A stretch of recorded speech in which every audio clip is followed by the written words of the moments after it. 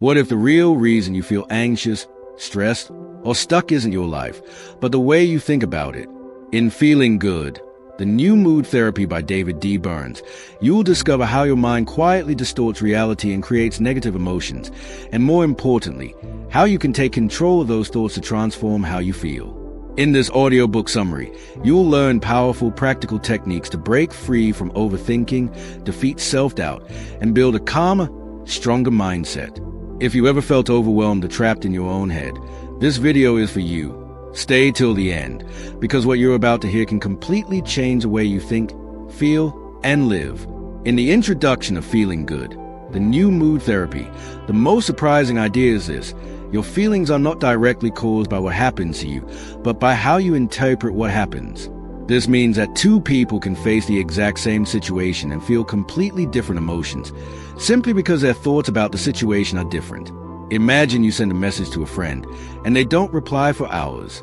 One person might think, they must be busy, and feel calm, while another thinks, they're ignoring me, maybe they don't like me anymore, and suddenly feels anxious or rejected. The event is the same, but the emotional outcome is completely different. The book explains that many of our painful emotions, like sadness, anxiety, guilt, or anger, are often fueled by automatic negative thoughts that feel true in the moment but are actually distorted or exaggerated. These thoughts happen so quickly that we rarely question them, yet they quietly shape how we feel about ourselves and our lives. David Burns introduces the idea that depression and emotional struggles are not signs of weakness or brokenness, but the result of habitual thinking patterns that can be identified and changed. For example, someone who fails an exam might immediately think, "I'm a failure, I'll never succeed," even though one test does not define their entire future.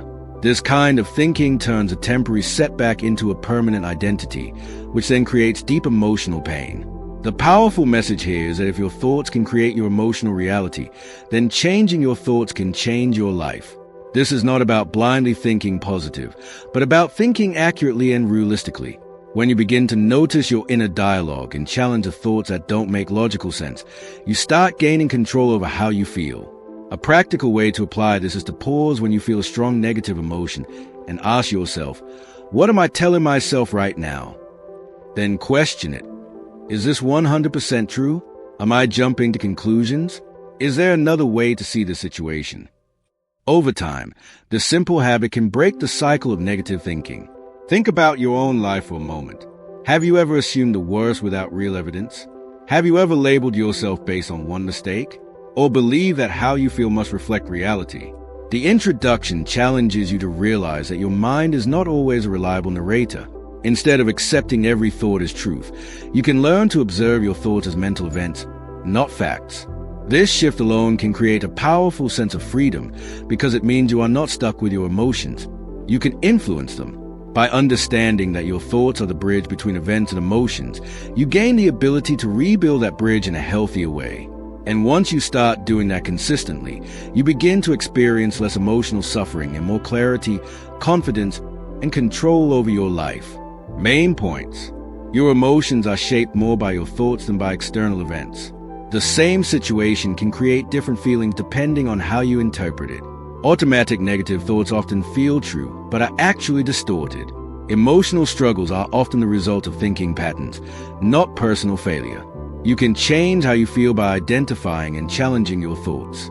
Actionable lessons. When you feel a strong negative emotion, pause and identify the thought behind it. Ask yourself, is this thought completely true or am I exaggerating?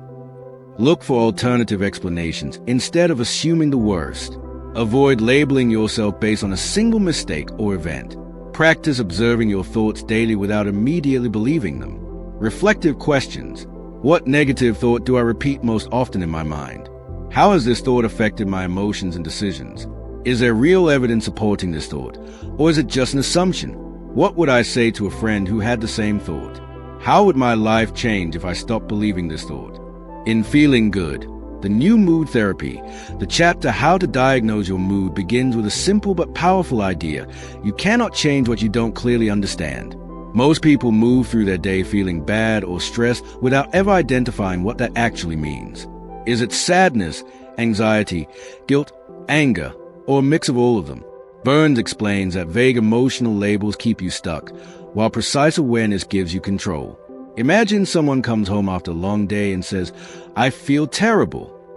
That single word hides everything. But if they pause and break it down, "I feel anxious about my job, guilty for not finishing my work, and disappointed in myself," suddenly the problem becomes clearer and more manageable. Naming your emotions is like turning on the lights in a dark room. It doesn't fix everything instantly, but it shows you where to step next. The book introduces the idea of measuring your mood instead of just reacting to it. Burns encourages you to rate your emotions on a scale, for example from 0 to 100, to understand their intensity. This might sound simple, but it creates distance between you and your feelings. Instead of being overwhelmed by, "I feel awful," you can say, "My anxiety is at 70%, my sadness is at 50%. This shift turns your emotions into something you can observe rather than something that completely controls you. For instance, think of a student who fails an important test. Their immediate reaction might be, "My life is ruined." But if they pause and assess their mood, they might realize they are feeling 80% disappointment, 60% fear about the future, and 40% shame.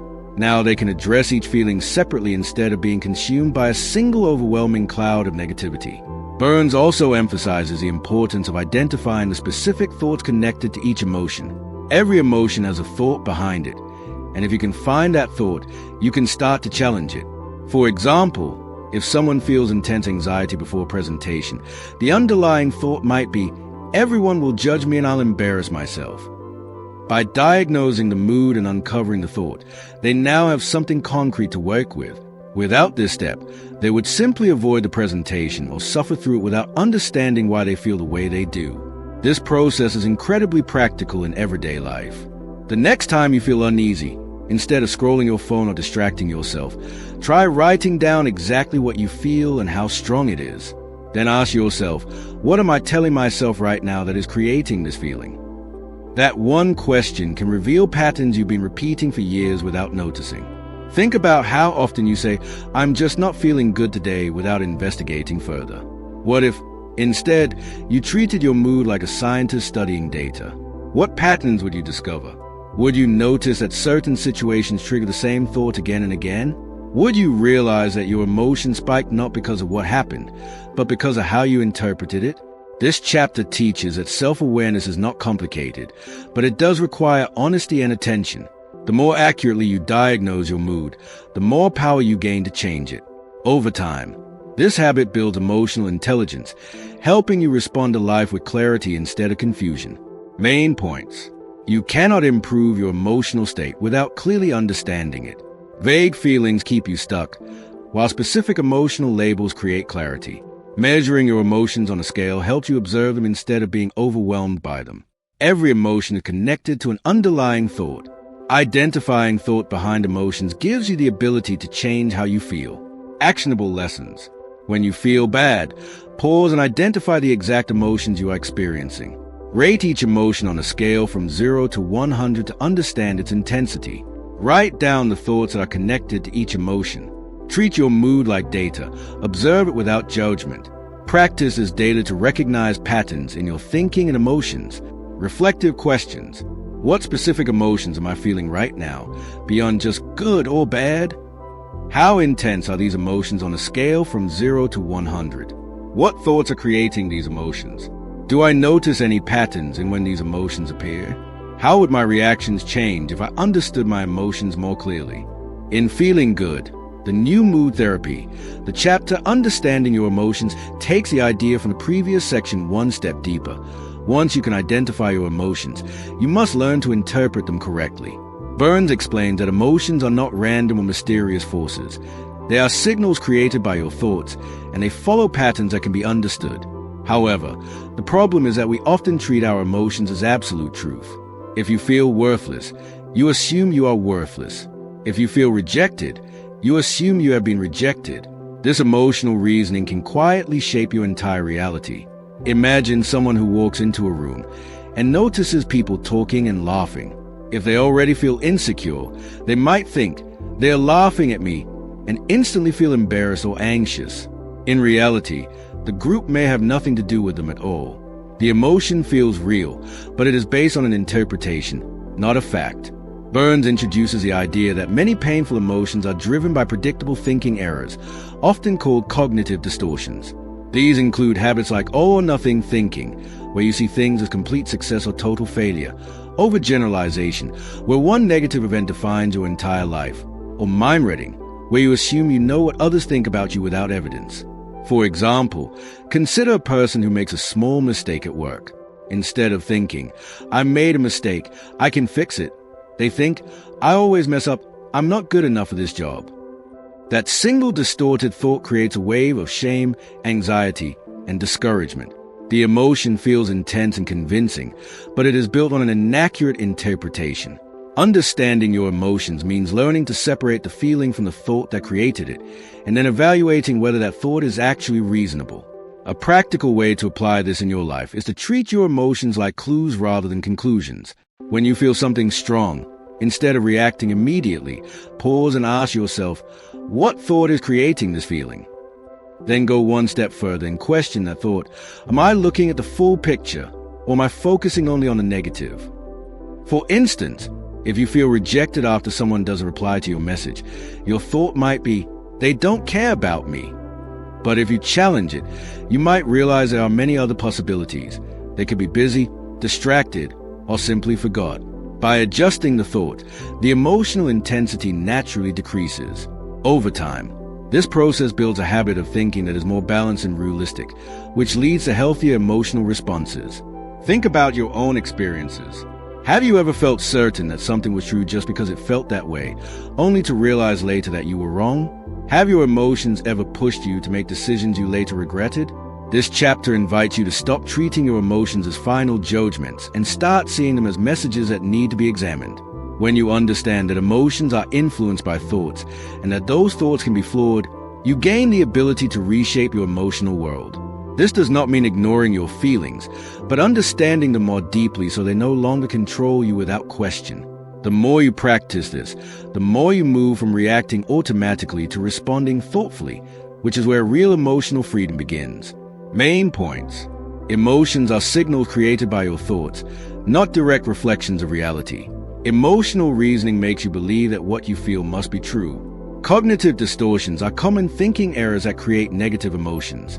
Strong emotions often come from inaccurate or incomplete interpretations. Understanding your emotions requires identifying and questioning the thoughts behind them. Actionable lessons. When you feel a strong emotion, pause and identify the thought causing it. Ask yourself if this thought is based on facts or assumptions. Look for common distortions like overgeneralization or mind reading. Replace extreme or negative thoughts with more balanced and realistic ones. Practice observing your emotions without immediately reacting to them. Reflective questions. What thought is creating the emotion I'm feeling right now? Am I assuming something without clear evidence? Am I exaggerating the situation or seeing it in extremes? What would a more balanced interpretation look like? How would I feel if I changed the way I'm thinking about this situation? In Feeling Good, the new mood therapy, the chapter What Causes Depression challenges a belief many people hold without questioning, that depression is simply the result of bad circumstances, a difficult past, or something inherently wrong inside you. Burns does not deny that life events, biology, or stress can play a role, but he makes a much more empowering point. What truly drives depression is the way you think about those events. Two people can go through the same breakup, lose the same job, or face the same failure, yet one moves forward while the other sinks into deep sadness. The difference is not the event itself, but the interpretation of it. Imagine someone who loses their job. One person might think, this is a setback, but I can learn and find something better, while another thinks, this proves I'm useless, I'll never succeed. That second line of thinking doesn't just describe the situation, it defines a person's identity, and that is where depression begins to take hold. Burns explains that depression is often fueled by a set of habitual negative thinking patterns that operate automatically. These include ideas like I'm not good enough, nothing will ever work out, or everything is my fault. Over time, these thoughts become so familiar that they feel like facts rather than opinions. A student who gets a low score might think, I'm a complete failure, ignoring all the times they performed well. Someone who faces rejection in a relationship might conclude, no one will ever love me, turning one painful moment into a permanent belief. These patterns distort reality, narrowing your focus to only the negative while filtering out anything positive or hopeful. The result is a mental environment where everything seems hopeless, even when that is not objectively true. What makes this insight powerful is that it shifts the focus from something uncontrollable to something you can influence. If depression were only caused by external events, you would have to wait for your circumstances to change before you could feel better. But if your thoughts play a central role, then you have a starting point for change right now. Burns encourages you to begin by noticing the specific thoughts that appear when you feel low. Instead of saying, "I'm depressed," you might say, "I'm telling myself that I'm a failure and that nothing will improve." This small shift creates distance between you and the thought, making it easier to question it. Is it really true that you are a complete failure, or are you focusing on one negative moment? Are you predicting the future without evidence? When you challenge these thoughts and replace them with more balanced interpretations, your emotional state begins to shift as well. Think about your own life for a moment. Have you ever taken one mistake and used it as proof that something is wrong with you as a person? Have you ever assumed that because things feel bad now, they will always feel that way? This chapter invites you to see that depression is not just something that happens to you. It is something that is influenced by how you process your experiences. This does not mean ignoring real problems or pretending everything is fine, but it does mean refusing to let distorted thoughts define your reality. By learning to identify and challenge these patterns, you begin to loosen the grip of depression and create space for a more accurate and hopeful perspective.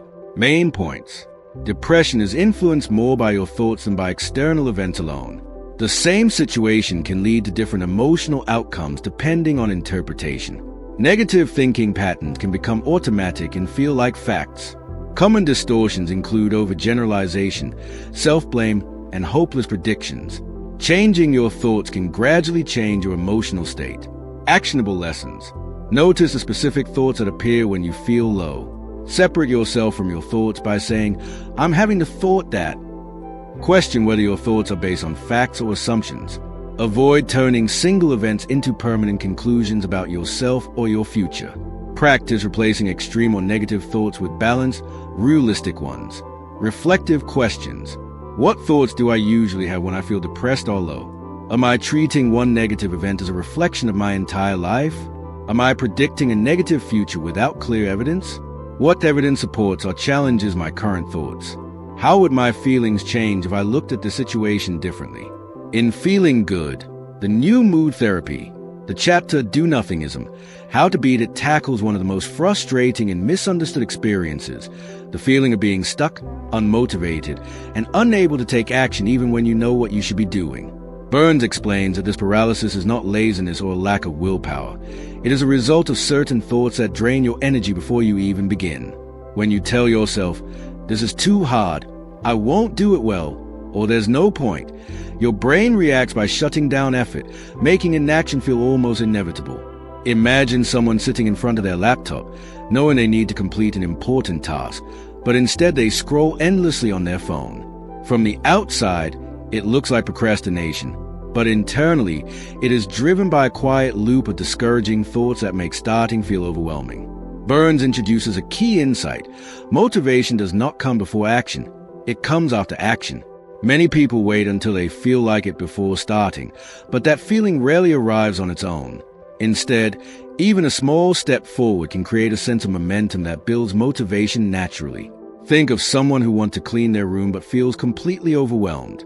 If they focus on the entire task, it feels exhausting and impossible. But if they decide to clean just one small area for 5 minutes, something changes. The task becomes manageable, and once they start, it becomes easier to continue. This breaks the illusion that you need a surge of energy or inspiration to begin. In reality, action itself creates energy. The chapter also emphasizes breaking tasks into small, specific, and achievable steps. When you look at a big goal like study for exams or get in shape, your mind may interpret it as too large and uncertain, which leads to avoidance. But if you redefine the task as study one chapter for 20 minutes or go for a 10-minute walk, the barrier to starting becomes much lower. Burns suggests treating your day like a series of small experiments rather than a test of your worth. If you complete a small task, it is a success, not because it is perfect, but because it moves you forward. For example, a writer struggling with a blank page might set a goal to write just a few sentences instead of an entire chapter. Those sentences often lead to more, and the initial resistance begins to fade. A practical technique you can apply immediately is to schedule small activities and rate your mood before and after doing them. You might expect that doing something will feel exhausting or pointless, but when you actually do it, you often feel better than you predicted. This helps you challenge the belief that nothing will help, which is a common thought behind do-nothingism. Over time, these small actions rebuild your confidence and sense of control. Think about your own life. Is there something you've been avoiding because it feels too difficult or overwhelming? What would happen if you reduce it to the smallest possible step and just started there? This chapter shows that the biggest obstacle is often not the task itself, but the thoughts you attach to it. Ultimately, Burns reframes inactivity not as a personal flaw, but as a solvable problem rooted in thinking patterns. When you stop waiting for motivation and start taking small, consistent actions, you begin to break the cycle of avoidance. Each small step proves to your mind that you are capable, and that belief gradually replaces the negative assumptions that kept you stuck. The process is simple, but not always easy. Think smaller, start sooner, and let action lead the way. Main points. Do-nothingism is caused by negative thoughts, not laziness. Waiting for motivation often leads to continued inaction.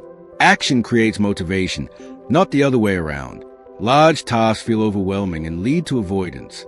Breaking tasks into small steps makes them manageable and achievable. Actionable lessons. Start with the smallest possible step instead of waiting for the perfect moment. Break big tasks into clear, specific, and short activities. Use a timer to work for a limited time, such as 5 or 10 minutes. Track how you feel before and after completing small tasks. Treat each action as progress rather than judging it as perfect or imperfect. Reflective questions. What tasks am I currently avoiding, and why does it feel overwhelming? What thoughts am I telling myself about this task? What is the smallest step I can take right now?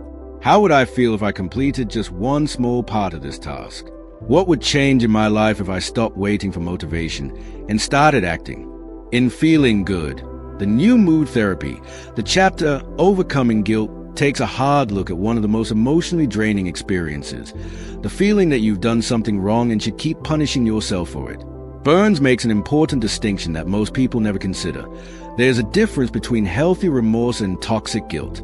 Healthy remorse is useful. It helps you recognize a mistake, take responsibility, and make things right. But toxic guilt goes far beyond that. It keeps replaying the mistake in your mind, exaggerating its importance, and convincing you that you are a bad person rather than someone who made a bad decision. Imagine a situation where you forgot an important commitment, like a friend's birthday. Healthy remorse would push you to apologize and make it up to them. Toxic guilt, however, might tell you, "I'm such a terrible friend. I always mess things up," and keep you stuck in self-blame long after the situation has passed. Burns explains that guilt often comes from unrealistic standards and harsh self-judgment. Many people hold themselves to perfectionist expectations, believing they must always say the right thing, make the right decision, and never hurt anyone. When they inevitably fall short, they don't just acknowledge the mistake, they attack their entire character. For example, a parent who loses their temper for a moment might think, "I'm a horrible parent," instead of recognizing it as a single lapse in a stressful situation. This kind of thinking turns a specific behavior into a global identity, which creates unnecessary emotional suffering. Burns encourages you to challenge this pattern by separating what you did from who you are. A mistake is an action, not a definition of your worth. Another powerful idea in this chapter is questioning whether your guilt is even justified. Sometimes you feel guilty not because you did something wrong, but because you believe you were supposed to meet someone else's expectations. For instance, you might feel guilty for saying no to a request, even when you had valid reasons. In this case, the guilt is not about wrongdoing, but about breaking an internal rule like, "I must always please others." Burns invites you to examine these rules and ask whether they are realistic or fair. Are you holding yourself to a standard you would never expect from anyone else? If a friend made the same mistake, would you judge them as harshly as you judge yourself? This perspective often reveals how distorted and unforgiving your inner dialogue can be. A practical way to apply this in your life is to analyze your guilt step by step. First, identify exactly what you feel guilty about. Then ask yourself, did I truly do something wrong, or am I assuming responsibility for something beyond my control? If you did make a mistake, focus on repairing it rather than punishing yourself. Apologize if needed, learn from the situation, and move forward. But if the guilt is based on unrealistic expectations, challenge the belief behind it. Replace thoughts like "I must never make mistakes" with "I am human, and mistakes are part of learning." Over time, this approach helps you develop a more balanced and compassionate view of yourself. Think about your own experiences. Is there something you keep replaying in your mind long after it has passed? Are you holding on to guilt that no longer serves any purpose? What would happen if you treated yourself with the same understanding you offer to others?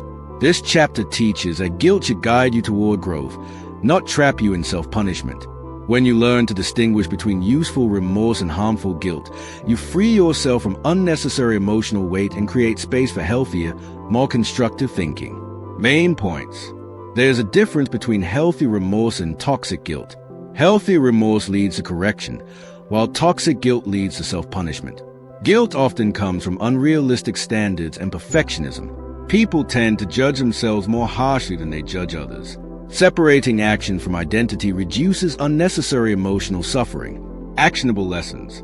Identify whether your guilt is based on a real mistake or unrealistic expectations.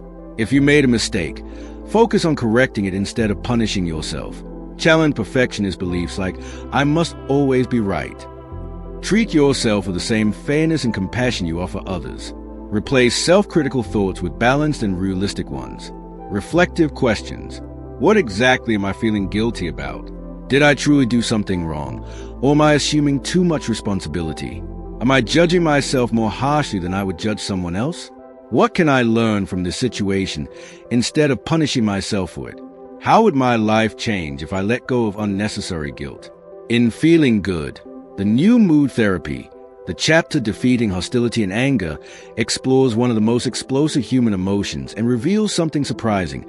Anger rarely comes from what people actually do to you, but from how you interpret their behavior. Burns explains that when someone frustrates or disappoints you, your mind quickly turns the situation into a story of blame, disrespect, or injustice. That story then fuels your anger. For example, imagine you are waiting for a friend who arrives late. One interpretation might be, "They are careless and don't respect my time," which instantly creates irritation or rage. But another interpretation might be, "Something must have come up for them," which leads to patience instead of anger. The event is the same, but the meaning you attach to it determines your emotional reaction. Burns highlights that anger is often supported by hidden expectations, rules we believe others must follow. We expect people to behave fairly, to understand us, to act responsibly, and when they don't, we feel wronged. The problem is not that expectations exist, but that they are often rigid and unrealistic. For instance, someone might think, "People should always treat me with respect," and when a stranger is rude in public, that belief turns into hostility. In reality, people are influenced by their own stress, ignorance, or emotional state, and they rarely act with perfect awareness. When you assume that others are deliberately trying to hurt you, you escalate your emotional response unnecessarily. Burns encourages stepping back and asking whether your interpretation is based on facts or assumptions. Another key insight is that anger often masks deep emotions like hurt, fear, or disappointment. A person who feels ignored might express anger, but underneath it, they may actually feel unimportant or rejected. For example, if a colleague does not acknowledge your contribution in a meeting, you might feel angry and think, "They are trying to undermine me." But if you look deeper, the real feeling might be, "I feel unrecognized and undervalued." Recognizing this shift is important because anger pushes you outward toward blame, while underlying emotions guide you inward toward understanding. Once you identify what you are truly feeling, you gain more control over how you respond. A practical way to apply this chapter in your life is to pause during moments of anger and slow down your interpretation process. Instead of immediately concluding that someone is wrong or disrespectful, ask yourself, what else could this mean? And am I reacting to facts or assumptions? You can also try separating the event from your interpretation. The event might be they were late, but your interpretation might be they don't care about me. When you separate these two, you realize that your emotional response is coming from your interpretation, not the event itself. This small shift can reduce emotional intensity and help you respond more calmly and effectively. Think about your own experiences. How often have you felt angry only to later realize that the situation wasn't as personal as it seemed? Have you ever misunderstood someone's actions and reacted strongly before knowing the full story? What would change if you paused before reacting and questioned your assumptions instead of accepting them as truth? This chapter teaches that anger is not something that happens to you. It is something that is created in your mind through interpretation. When you learn to challenge those interpretations, you gain the ability to respond with clarity instead of reacting with hostility. Main points. Anger is created more by interpretation than by events themselves. Hidden expectations often trigger hostility when they are not met. People usually act based on their own circumstances, not to personally target you. Anger often hides deeper emotions like hurt, fear, or disappointment. Separating facts from interpretations reduces emotional intensity. Actionable lessons. When you feel angry, pause before reacting. Identify the exact event and separate it from your interpretation. Ask yourself what other explanations could exist. Check whether your expectations of others are realistic. Look for the deeper emotion behind your anger. Reflective questions. What exactly triggered my anger in this situation? Am I reacting to facts or to my interpretation of those facts? What assumptions am I making about the other person's intentions? What deeper emotion might be hidden under my anger? How would my response change if I considered alternative explanations? In Feeling Good, the new mood therapy, the chapter Ways to Overcome Criticism focuses on one of the most emotionally sensitive human experiences, being judged, rejected, or criticized by others. Burns explains that criticism only becomes emotionally painful when we interpret it as a reflection of our entire identity rather than as a specific opinion about a specific behavior. The moment someone says something negative about us, our mind often jumps to extreme conclusions like, I'm a failure, or everyone thinks I'm useless, even if only one person made a comment. For example, imagine you give a presentation and one person points out a mistake. Instead of seeing it as useful feedback, your mind might immediately spiral into, I completely messed up, everyone must think I'm incompetent. The actual event is small, but the interpretation makes it feel overwhelming. Burns highlights that one of the biggest traps in handling criticism is the habit of overgeneralization. When we are criticized, we tend to expand that single comment into a global judgment about ourselves. A student who receives a low grade might think, I'm not smart, instead of, I didn't perform well on this test. A worker who receives feedback from a manager might think, I'm bad at my job, instead of this specific task needs improvement. This mental shift turns constructive input into emotional damage. Burns encourages separating behavior from identity. You are not your mistake, and one piece of criticism does not define your entire worth. Another important idea in this chapter is learning to distinguish between valid criticism and distorted criticism. Not all feedback is accurate or helpful. Sometimes people criticize based on their own emotions, biases, or misunderstandings. For instance, a colleague might say something harsh out of stress, or a friend might project their own insecurities onto you. If you take every critical comment as absolute truth, you give away control over your emotional state. Burns suggests asking yourself, is there any truth in this feedback that can help me grow, instead of automatically accepting or rejecting it completely? This approach allows you to filter criticism instead of absorbing it blindly. A practical way to apply this in real life is to pause before reacting defensively when someone criticizes you. Instead of immediately thinking, they are attacking me, try breaking the situation into two parts, the message and the emotion behind it. The message might contain useful information, even if the delivery is unpleasant. For example, if someone says a work is not good enough, instead of reacting emotionally, you can ask, what specifically can I improve? This transforms criticism from an emotional threat into a learning opportunity. You can also remind yourself that one person's opinion is not a final judgment of your worth. Think about your own experiences. Have you ever let one negative comment overshadow many positive ones? Have you ever assumed that someone's criticism defined your entire ability or personality? What would change if you saw criticism as information rather than identity? This chapter teaches that emotional freedom comes from not letting external opinions automatically define your self-worth. When you learn to evaluate criticism calmly, you gain the ability to grow from useful feedback while letting go of harmful judgments. Main points. Criticism hurts more when it is interpreted as a judgment of identity. Overgeneralization turns specific feedback into global self-doubt. Not all criticism is accurate or useful. It should be evaluated, not blindly accepted. Separating behavior from identity reduces emotional impact. Criticism can be transformed into a tool for growth when processed correctly. Actionable lessons. Pause before reacting to criticism and avoid immediate emotional responses. Separate the feedback into what is useful and what is opinion-based. Ask for specific details instead of accepting vague judgments. Remind yourself that one comment does not define your worth. Focus on improvement rather than self-judgment. Reflective questions. Am I treating this criticism as a fact about my identity or just feedback about behavior? Is there anything useful in this feedback that I can learn from? Am I overgeneralizing one comment into a global belief about myself? How would I respond if I saw this feedback as information instead of judgment? What would change in my confidence if I stopped taking criticism personally? In Feeling Good, the new mood therapy, the chapter Love Addiction and Approval Seeking explores a deeply human struggle, the constant need to be liked, accepted, and approved by others. Burns explains that while wanting love and acceptance is natural, it becomes emotionally damaging when your self-worth depends entirely on it. This is what he calls love addiction, where you begin to measure your value based on how others respond to you. In this state, even neutral or slightly negative reactions from others can feel like rejection or failure.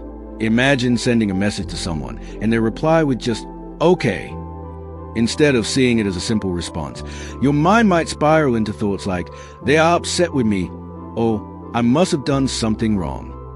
The emotional weight of approval becomes so strong that even small interactions can control your mood. Burns explains that approval-seeking behavior often develops from a belief that being liked by everyone is necessary for happiness or self-worth. People with this mindset may constantly adjust their personality, opinions, or behavior just to avoid disapproval. For example, someone might agree with a group even when they strongly disagree, simply to avoid conflict or rejection. Over time, this creates a pattern where a person loses connection with their authentic self because they are always trying to match what they think others want. The problem is that no matter how much effort you put in, it is impossible to be liked by everyone.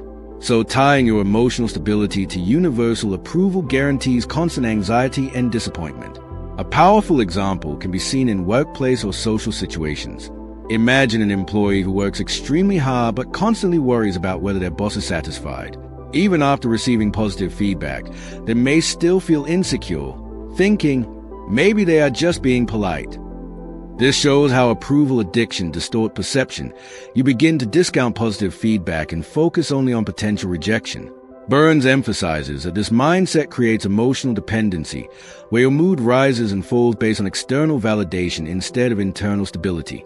The more you depend on approval, the more vulnerable you become to emotional instability. The chapter encourages a shift from approval-seeking to self-approval. Instead of asking, "Do others like me?"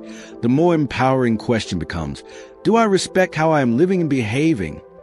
This does not mean ignoring feedback or becoming indifferent to others, but rather developing a balanced sense of self-worth that is not controlled by external opinions.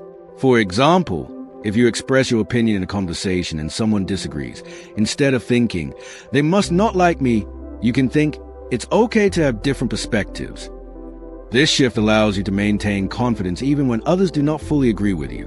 A practical way to apply this in your life is to notice moments when you change your behavior just to gain approval. Ask yourself whether your actions are based on your true values or on the fear of being disliked. You can also practice tolerating small amounts of disapproval in safe situations, such as expressing a different opinion in a conversation or making a decision without seeking validation. Over time, this builds emotional independence and reduces the need for constant reassurance. Burns suggests that true confidence comes not from being liked by everyone, but from knowing that you can handle not being liked. Think about your own experiences. Have you ever said yes when you wanted to say no just to avoid disappointing someone? Have you ever changed your opinion to fit in, even when it didn't feel right? What would change in your life if you no longer needed everyone's approval to feel okay about yourself? This chapter invites you to step away from the exhausting cycle of seeking validation and move toward a more stable and self-respecting way of thinking. When you begin to rely less on external approval, you gain the freedom to act more honestly, confidently, and authentically in your life. Main points. Love addiction is a need for constant approval to feel worthy. Seeking universal approval leads to emotional dependency and insecurity. It is impossible to be liked by everyone, making approval-based self-worth unstable. People often lose authenticity by constantly adjusting to others' expectations. Self-approval creates emotional stability and independence. Actionable lessons. Notice when you change your behavior just to gain approval. Ask whether your actions reflect your values or fear of rejection. Practice expressing honest opinions in low-risk situations. Accept that disagreement does not equal rejection. Build self-approval by evaluating your own actions instead of relying on others' opinions. Reflective questions. Do I change my behavior just to be liked by others? How much of my self-worth depends on external approval? Am I afraid of disapproval? And how does it affect my decisions? What would I do differently if I didn't need everyone to approve of me? How would my life change if I trusted my own judgment more than others' opinions? In Feeling Good, the new mood therapy, the chapter How to Deal with Stress and Pressure reveals a powerful truth that most people overlook. Stress is not just created by the demands of life, but by the way you think about those demands. Burns explains that pressure becomes overwhelming when your mind turns challenges into threats and expectations into burdens. For example, two people may have the same workload at school or work. One might think, this is busy, but I'll handle it step by step, while the other thinks, I can't handle this, I'm going to fail. The situation is identical, but the internal interpretation completely changes the emotional experience. Stress is not only about what is happening around you, but about the mental story you attach to it. Burns highlights that many people create unnecessary pressure through perfectionism and unrealistic expectations.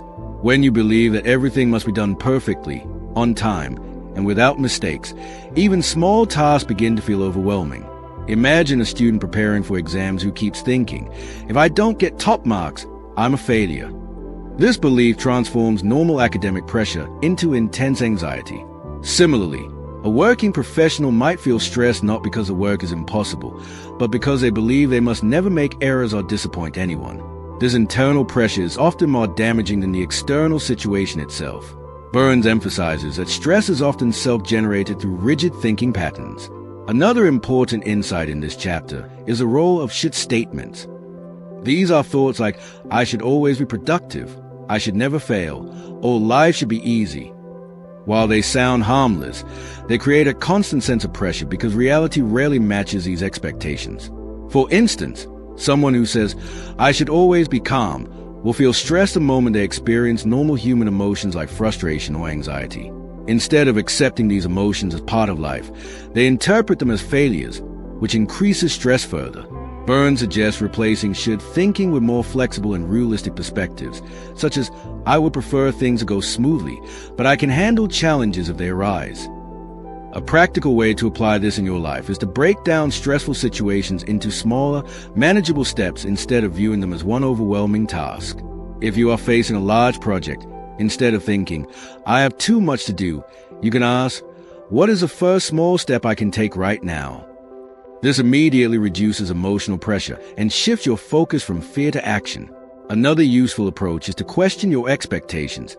Am I demanding perfection from myself in a situation where good effort is enough? Often, you will find that the stress is not coming from the task itself, but from the standards you are applying to it. Think about your own daily life. How often do you feel stressed not because something is impossible, but because you are telling yourself it must be done perfectly or quickly? Have you ever noticed that when you relax your expectations slightly, the same task suddenly feels easier? What would happen if you treated pressure as a signal to slow down and think clearly instead of a sign that something is wrong? This chapter teaches that stress is not just something that happens to you, it is something that grows or shrinks based on your interpretation of reality. When you change the way you think about demands and expectations, you change the way you experience pressure itself. Main points. Stress is created by both external demands and internal interpretation. Perfectionism and unrealistic expectations increase pressure unnecessarily.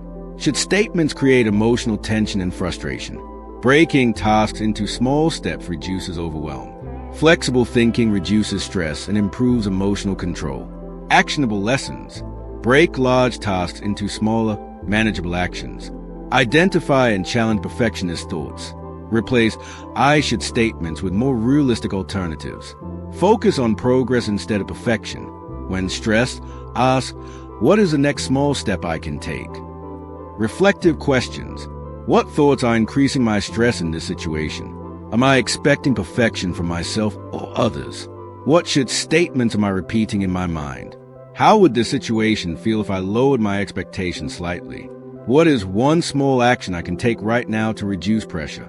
In Feeling Good, the new mood therapy, the chapter Building Self-Esteem challenges one of the most deeply rooted beliefs people carry, that self-esteem comes from external success, approval, or being better than others. Burns explains that this belief creates a fragile sense of worth because it depends on constantly proving yourself through achievements or validation. The moment you fail, make a mistake, or receive criticism, your self-esteem collapses. For example, imagine a student who feels confident only when they score high marks. On the day they receive a low score, their entire self-image crashes, and they start thinking, "I am not good enough." The problem here is not the exam result itself, but the belief that self-worth depends entirely on performance. Burns emphasizes that true self-esteem is not built on achievements, but on how you think about yourself as a person. Many people fall into the trap of conditional self-worth, where they believe they are valuable only if they meet certain conditions, such as being successful, attractive, or always approved by others. This creates a constant pressure to perform and avoid mistakes. For instance, a working professional might feel confident only when praised by their boss, but completely worthless when feedback is critical. This emotional instability comes from tying identity to external outcomes. Burns explains that this approach is fundamentally flawed because no one can succeed all the time, and no one receives universal approval. A key idea in this chapter is learning to separate self-worth from performance. You are not your achievements, your failures, or your opinions of yourself in a bad moment. You are a human being who can perform well or poorly depending on circumstances, but your core value does not change based on results. For example, someone might fail at a business venture. If they equate failure with personal worth, they will think, "I am a failure." But if they separate identity from outcome, they can think, "This attempt didn't work, but I can learn and improve." This shift prevents temporary setbacks from becoming permanent emotional damage. Burns also highlights the importance of self-acceptance over self-judgment. Self-esteem does not come from convincing yourself that you are perfect. It comes from accepting that you are imperfect and still worthy of respect. This means acknowledging mistakes without turning them into global conclusions about yourself. Imagine someone who makes a social mistake in a conversation. Instead of thinking, "I'm so awkward, I always ruin things," they can think, "That didn't go well, but it doesn't define who I am." This perspective allows for growth without self-punishment. A practical way to apply this in your life is to start observing the conditions you attach to your self-worth. Ask yourself, what do I believe I must achieve or avoid in order to feel good about myself? Then challenge whether those conditions are realistic or fair. You can also practice self-acceptance by deliberately acknowledging your strengths and weaknesses without judgment. For example, instead of saying, "I'm bad at this," you can say, "I'm still learning this skill." This subtle change removes identity-based judgment and replaces it with growth-oriented thinking. Think about your own life. How often does your confidence rise and fall depending on success or failure? Do you treat yourself differently after making a mistake, as if one event changes your entire worth? What would change if your self-esteem was not dependent on external validation or perfect performance? This chapter teaches that real self-esteem is stable, not because you never fail, but because you stop defining yourself through success and failure altogether. When you learn to accept yourself as a human being rather than a performance score, you build a foundation of confidence that is steady even in difficult times. Main points. Self-esteem based on external success is fragile and unstable. Conditional self-worth leads to emotional instability. Your value as a person is separate from your performance. Mistakes and failures do not define identity. Self-acceptance is more powerful than self-judgment. Actionable lessons. Identify conditions you attach to your self-worth. Separate your identity from your achievements and failures. Replace self-critical thoughts with learning-focused thoughts.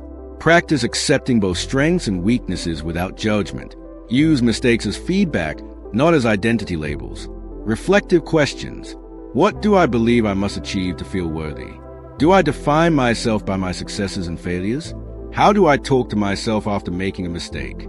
Am I judging my identity or evaluating my behavior? What would change in my confidence if I accepted myself unconditionally? In Feeling Good, the new mood therapy, the chapter identifying cognitive distortions introduces one of the most important skills in changing your emotional life, learning to recognize the thinking errors that quietly shape how you feel about yourself, others, and your experiences. Burns explains that most emotional suffering is not caused directly by events, but by distorted interpretations of those events. These distortions are habitual patterns of thinking that feel automatic and believable even when they are not accurate. The challenge is that they operate so quickly in the mind that we often accept them as truth without questioning them. For example, if someone doesn't reply to a message, your mind might immediately jump to "they are ignoring me" or "I did something wrong," even though there is no real evidence. That instant conclusion creates anxiety or sadness, even though the original situation is neutral. Burns outlines several common cognitive distortions that people experience daily. One of the most common is all or nothing thinking, where situations are seen in extremes with no middle ground. For instance, a student who scores slightly below expectations might think, "I failed completely," ignoring the fact that they still performed reasonably well. Another distortion is overgeneralization, where a single negative event is treated as a pattern that will always repeat. A person who gets rejected once might conclude, "No one will ever accept me," turning one experience into a lifelong belief. There's also mental filtering, where the mind focuses only on negative details while ignoring positive aspects. For example, someone might receive several compliments but focus only on one small criticism, completely ignoring the praise they received. Another powerful distortion is mind reading, where you assume you know what others are thinking without any real evidence. Imagine walking into a room and seeing people whispering. You might think, "They are talking about me," even though they could be discussing something unrelated. This assumption can instantly create anxiety or insecurity. Similarly, catastrophizing involves imagining the worst possible outcome in any situation. A minor mistake at work might turn into thoughts like, "I'm going to get fired," even when there is no indication of that happening. Burns explains that these distortions are not signs of irrationality or weakness. They are simply learned habits of thinking that can be changed once you become aware of them. The key to overcoming cognitive distortions is learning to slow down your thinking and question your automatic interpretations. Instead of accepting your first thought as truth, you can pause and ask, "Is there another way to look at this situation? Or what evidence do I actually have for this belief?" For example, if you think, "My friend didn't reply, so they must be upset with me," you can challenge that by considering alternative explanations like them being busy, distracted, or simply forgetting. This simple shift breaks the chain between distorted thoughts and emotional reactions. Over time, this practice trains your mind to become more balanced and realistic, reducing unnecessary emotional suffering. A practical way to apply this in your life is to start noticing your most common negative thoughts during stressful moments. Instead of reacting automatically, write them down or mentally label them as possible distortions. Ask yourself whether you are thinking in extremes, assuming intentions, or ignoring positive information. For example, if you feel anxious after a conversation, review what actually happened versus what you assume happened. This creates distance between you and your thoughts, allowing you to respond more calmly instead of reacting emotionally. The more you practice this, the more you begin to see that many of your emotional reactions are based on interpretations, not facts. Think about your own experiences. How often do your emotions spike because of a thought that later turns out to be inaccurate? Have you ever assumed the worst about a situation only to realize you misunderstood it completely? What would change in your life if you learned to question your first interpretation instead of believing it instantly? This chapter teaches that cognitive distortions are like mental filters that shape your reality, but once you learn to recognize them, you gain the power to correct them. And when you correct your thinking, you begin to change not just how you see the world, but how you feel in it. Main points. Cognitive distortions are automatic thinking errors that shape emotional reactions. These distortions often feel true, but are not based on complete evidence. Common distortions include all-or-nothing thinking, overgeneralization, mind reading, and catastrophizing. Emotional suffering often comes from distorted interpretations, not reality itself. Recognizing and challenging distortions helps create more balanced thinking. Actionable lessons. Notice your automatic thoughts during emotional moments. Identify whether you are using extremes, assumptions, or selective focus. Ask yourself for evidence before believing a negative thought. Consider alternative explanations for situations. Write down or mentally label distorted thoughts to reduce their impact. Reflective questions. What automatic thoughts appear when I feel upset or anxious? Am I assuming things without evidence? Am I focusing only on negative details while ignoring positives? How else could I interpret this situation? How would my emotions change if I challenged my first thought instead of believing it? In Feeling Good, the new mood therapy, the chapter Techniques to Change Negative Thinking moves from simply recognizing unhelpful thoughts to actively transforming them, and it introduces a powerful shift. You are not stuck with the thoughts that appear in your mind, because thoughts can be examined, questioned, and replaced. Burns explains that negative thinking feels automatic, almost like a reflex, but it is actually a habit that can be changed with practice. The first step is awareness, because most people don't even notice the negative thoughts that trigger their emotions. For example, someone might feel suddenly anxious before a meeting without realizing that the thought, "I'm going to say something stupid," appeared moments earlier. Once you learn to catch these thoughts, you gain the ability to work with them instead of being controlled by them. One of the key techniques Burns introduces is called examining the evidence. This involves treating your negative thoughts like hypotheses rather than facts. For instance, if you think, "I always fail at everything," instead of accepting it, you pause and ask, "What is the actual evidence for this?" You might realize that while you have experienced failures, you have also succeeded in many areas. A student who believes, "I'm bad at studying," might look at their past results and notice that they have passed multiple exams, which challenges the extreme thought. This process helps weaken distorted beliefs by forcing the mind to confront reality instead of assumptions. Another powerful method is a double standard technique, where you ask yourself how you would respond if a friend had the same negative thought. Imagine your friend says, "I made one mistake at work, so I'm useless." Most likely, you would not agree with them. You would probably say, "That's not true. Everyone makes mistakes. It doesn't define you." Burns encourages you to extend that same compassion to yourself. The reason negative thoughts feel convincing is not because they are accurate, but because we treat ourselves more harshly than we treat others. By applying the same fairness to yourself, many negative beliefs start to lose their emotional power. The chapter also introduces the idea of reframing, which means consciously replacing distorted thoughts with more balanced and realistic ones. This is not about forcing fake positivity, but about finding a more accurate interpretation of reality. For example, instead of thinking, "I completely embarrassed myself in that conversation," you might reframe it as, "That conversation didn't go as smoothly as I wanted, but it was not a disaster, and I can improve next time." This shift does not deny the mistake, but removes the exaggerated emotional weight attached to it.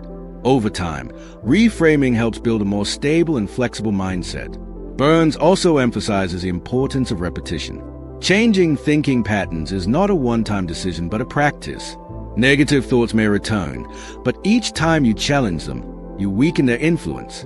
For example, someone struggling with social anxiety might repeatedly think, "People are judging me." Each time they notice this thought and question it, they slowly reduce its control. Eventually, the mind learns a new pattern. Instead of reacting automatically, it begins to pause and evaluate. A practical way to apply this in your life is to actively write down your negative thoughts when you feel emotionally triggered. Then go through them one by one.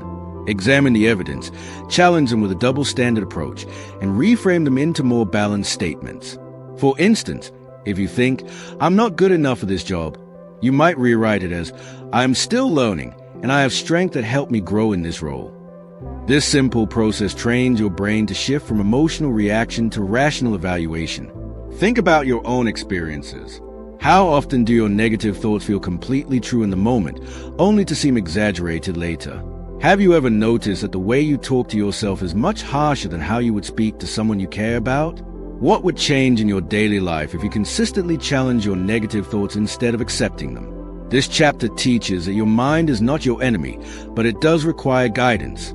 When you learn to question, examine, and reframe your thinking, you stop being controlled by automatic negativity and start developing a more balanced and empowering inner dialogue. Main points. Negative thoughts are habits, not fixed truths. Awareness is the first step in changing thinking patterns. Examining evidence helps challenge distorted beliefs. The double standard technique promotes self-compassion and fairness. Reframing replaces extreme thoughts with balanced interpretations.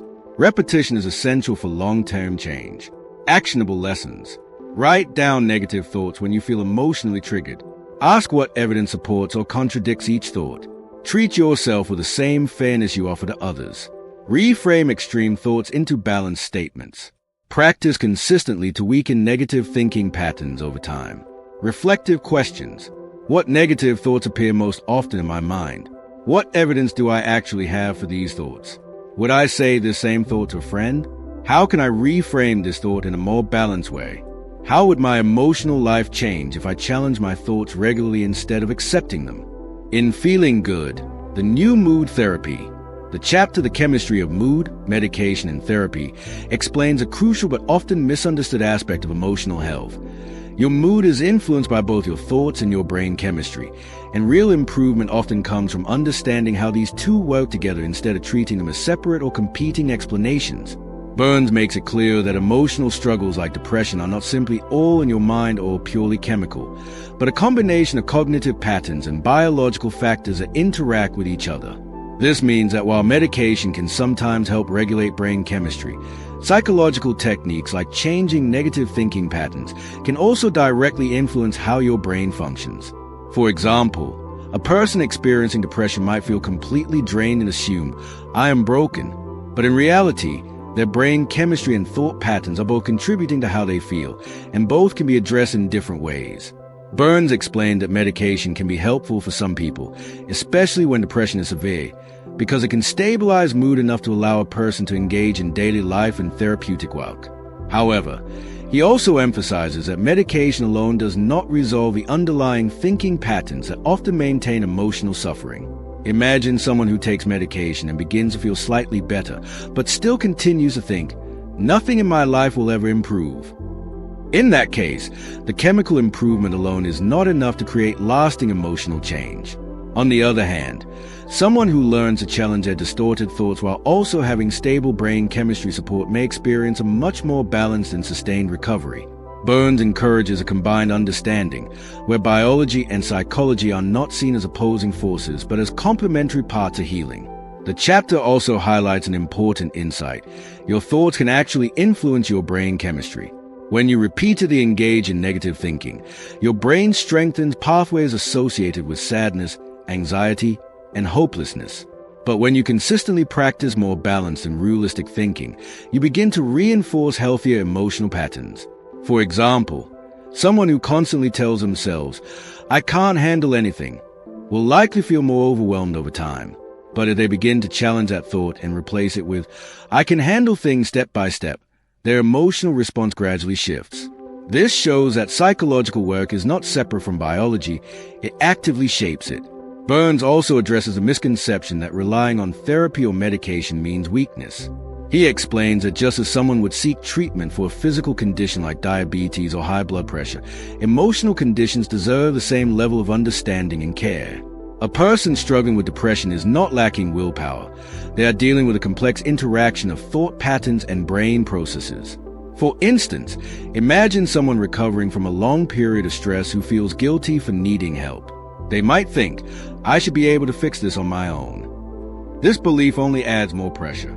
Burns encourages replacing this with a more realistic perspective. Seeking help is not a sign of weakness, but a step toward recovery. A practical way to apply this in your life is to stop separating your emotional struggles into just chemical or just mental, and instead observe how your thoughts and feelings interact. If you notice persistent negative moods, you can ask yourself whether certain thinking patterns are reinforcing them. At the same time, if you are receiving medical or therapeutic support, recognize that it works best when combined with active participation in changing your thoughts and behaviors. You can also track how your mood changes when you challenge negative thinking versus when you accept it without question. This helps you see the connection between mind and mood more clearly. Think about your own experiences. Have you ever noticed that your mood improves when your thoughts become more balanced, even slightly? Or that negative thinking can pull you down even when nothing externally changes? What would shift in your understanding of mental health if you saw your brain, and your thoughts as working together instead of separately. This chapter teaches that healing is not about choosing between biology and mindset, but about understanding how both interact. When you learn to support your brain with healthier thinking and appropriate care when needed, you create a more stable foundation for emotional well-being. Main points. Mood is influenced by both brain chemistry and thought patterns. Medication can help stabilize severe symptoms but does not replace cognitive change. Negative thinking can reinforce unhealthy brain patterns over time. Psychological and biological approaches work best together, not separately. Seeking help is a sign of care, not weakness. Actionable lessons. Observe how your thoughts affect your emotional state throughout the day. Combine any medical or therapeutic support with active thought-challenging practices. Replace self-defeating thoughts with balanced, realistic alternatives. Recognize that improving mental health is a combined process of mind and body. Avoid labeling emotional struggles as purely weakness or purely chemical. Reflective questions. How do my thoughts influence my mood on a daily basis? Am I separating mental health into physical and emotional in an unhelpful way? What negative thinking patterns might be affecting my emotional state? How would my perspective change if I saw mind and brain as connected systems? Am I open to using both psychological tools and medical support if needed? In Feeling Good, the new mood therapy, the chapter Understanding Professional Help focuses on something many people struggle with but rarely talk about openly, knowing when and how to seek help for emotional difficulties and what to realistically expect from professionals. Burns explains that many individuals delay seeking help because of shame, misunderstanding, or the belief that they should be able to handle everything on their own. This mindset often makes emotional suffering worse, not better. For example, someone dealing with persistent anxiety might think, I should fix this myself, and continue struggling alone for months or even years, even though effective help is available. Burns emphasizes that seeking professional support is not a sign of failure, but a practical and responsible step toward recovery. The chapter clarifies that professional help can take different forms, and each has its role. Therapy, for example, is not about a professional fixing you, but about learning skills to understand and change your thinking patterns. A therapist acts more like a guide or coach than a rescuer. Imagine someone learning to drive for the first time. A driving instructor doesn't drive the car for you. They teach you how to do it safely and confidently. Similarly, therapy helps you learn how to manage your thoughts, emotions, and behaviors so that you can handle life more effectively on your own. Burns also highlights that progress in therapy is often gradual, not instant, and requires active participation rather than passive expectation. Another important point in this chapter is the misconception that professional help is only for serious problems. Burns explains that emotional struggles exist on a spectrum, and even mild or moderate issues can benefit from support. For instance, a person who feels stuck in negative thinking patterns or constant self-doubt does not need to wait until their condition becomes severe to seek help. Early intervention often prevents problems from becoming more deeply rooted. Think about someone who notices recurring negative thoughts like I'm not good enough, but ignores them, assuming they will go away on their own. Over time, these thoughts can strengthen and lead to more persistent emotional distress. Addressing them early with guidance can make a significant difference. The chapter also addresses unrealistic expectations about therapy. Some people expect that simply talking to a professional will instantly remove all emotional pain. Burns clarifies that real change comes from learning and practicing new ways of thinking, not just expressing feelings. For example, a person might attend therapy sessions but continue using the same negative thinking patterns in daily life. In such cases, progress will be limited.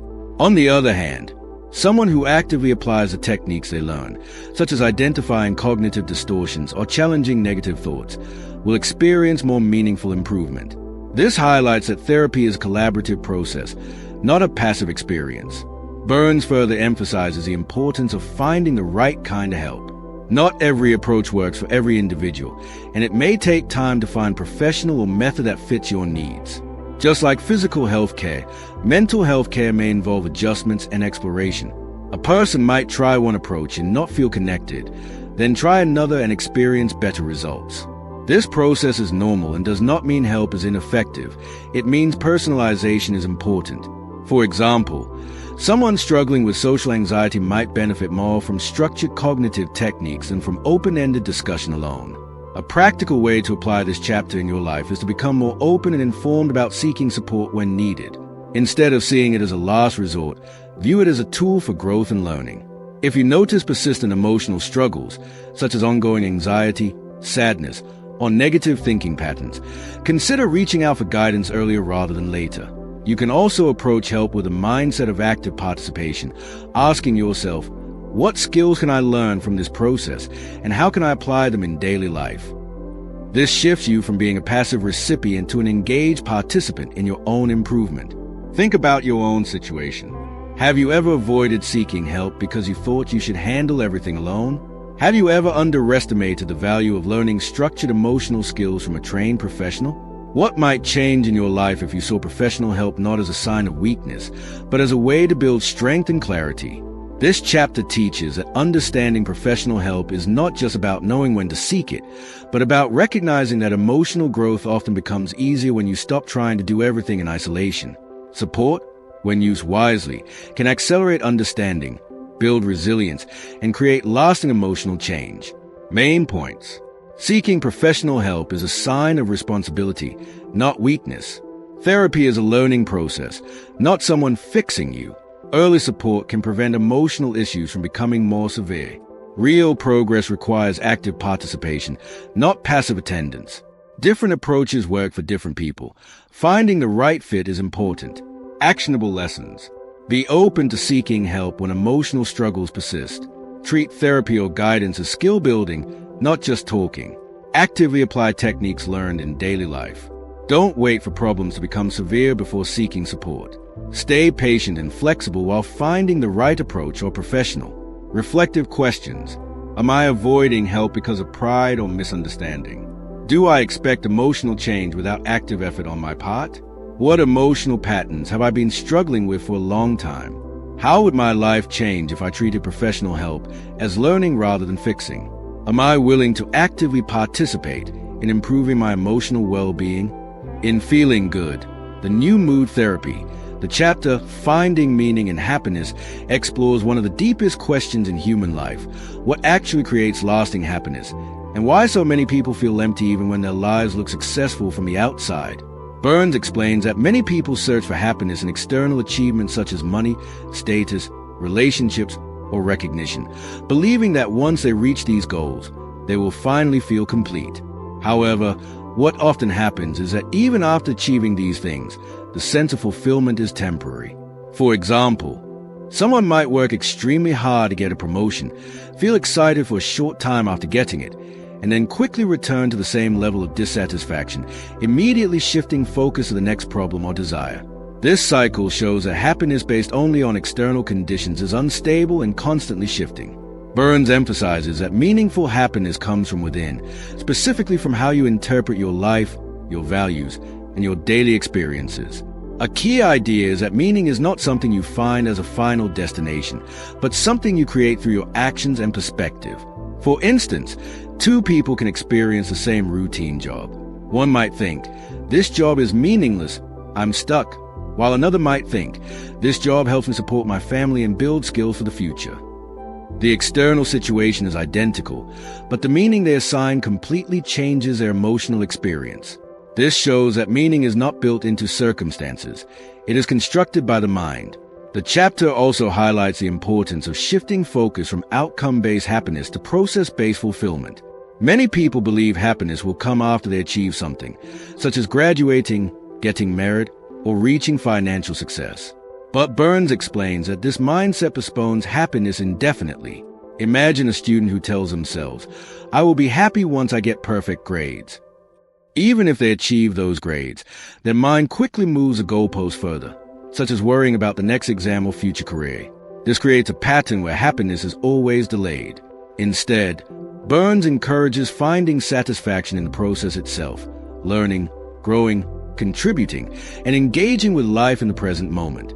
Another important insight in this chapter is that meaning often comes from contribution rather than comparison. When people constantly compare themselves to others, they often feel inadequate or incomplete. But when they focus on how they can contribute to others or improve their own growth, their sense of purpose increases. For example, Someone volunteering to help others may feel a deep sense of fulfillment not because their external life changed, but because their focus shifted from what am I missing to what can I give?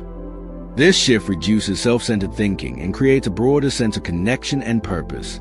Burns also explains that happiness is not a permanent emotional state, but a byproduct of balanced thinking and meaningful engagement. Expecting to feel happy all the time is unrealistic and often leads to disappointment. Instead, moments of happiness come naturally when you are engaged in activities aligned with your values and when your thinking is balanced and realistic. For example, someone working on a creative project may not feel constant excitement, but they may still feel a deep sense of purpose and satisfaction even during challenges. This shows that meaning and happiness often coexist with effort, difficulty, and growth rather than constant pleasure. A practical way to apply this in your life is to regularly reflect on what gives your actions meaning beyond immediate rewards. Instead of asking only, "What will make me happy?" you can ask, "What activities in my life feel meaningful even when they are difficult?" You can also begin shifting your focus from long-term ideal outcomes to daily purposeful actions. For instance, instead of thinking, "I will be happy when I succeed," you can ask, "What can I do today that aligns with my values and helps me grow?" This helps bring meaning into the present moment instead of postponing it into the future. Think about your own life. Are you chasing happiness as a destination that always feels slightly out of reach? Have you noticed that external achievements bring temporary satisfaction, but not lasting fulfillment? What would change if you focus less on comparing your life to others and more on creating meaning through your daily actions? This chapter teaches that happiness is not something you wait for, but something you build through perspective, purpose, and engagement with life. When you shift from seeking happiness as an outcome to creating meaning in the present, you begin to experience a more stable and grounded sense of fulfillment. Main points. External achievements create temporary happiness, not lasting fulfillment. Meaning is created through interpretation, not found in circumstances. Happiness is often delayed when tied only to future goals. Contribution and purpose are stronger sources of fulfillment than comparison. Happiness is a byproduct of meaningful engagement and balanced thinking. Actionable lessons. Focus on meaningful daily actions instead of only future outcomes.